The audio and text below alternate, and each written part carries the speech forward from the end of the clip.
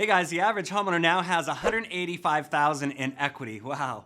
And you may be wondering which option is best for accessing this. So in this video, we're gonna go over 3 ways that you can access your equity.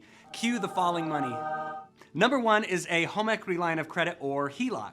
This is similar to a credit card, but instead of a card, you get blank checks that you can use for 10 years, also known as the draw period.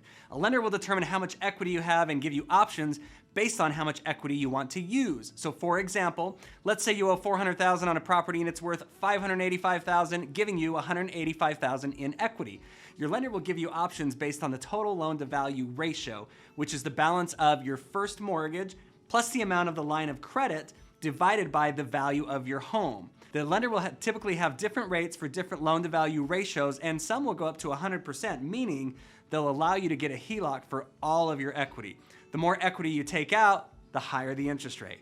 These typically come with a teaser rate that is extremely low and usually only lasts about 6 months. So make sure you know what the rate will be after the teaser rate. As for the minimum payment, most are interest only for the 10-year draw period, meaning that if you make the minimum payment, you won't pay off any of the loan balance. Now, after 10 years, you typically can't use the blank checks and you'll begin a 20-year repayment period. So during this time, the payment will increase so that it's paid off over 20 years. This type of loan can be really good if you want access to the money, but you may not need it now, or if you need to take it out, but you'll pay it back pretty quickly, maybe within a couple of years. Be careful though, these types of loans can get you into trouble. First, the interest rates on these are fully adjustable, so every time the feds raise the rates, these are directly impacted.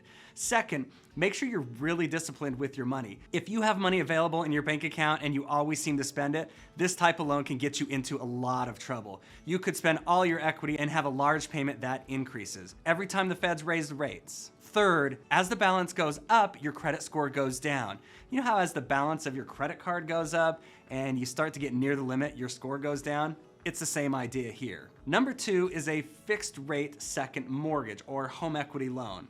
For this type of loan, you'll take out a lump sum of money and pay it back over time with a fixed interest rate, typically over a 20-year period.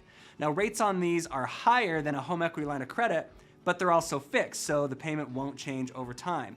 These can be a better option if you're putting in a pool and need $100,000 with a fixed payment. Number 3 is a cash out refinance. Now, this is when you refinance your first mortgage at a larger loan amount.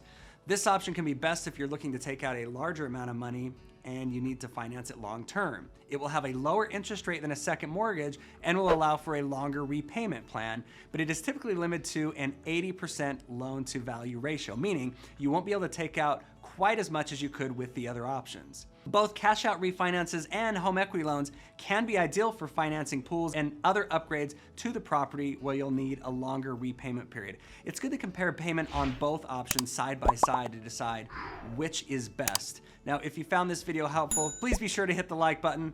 See you on the next video.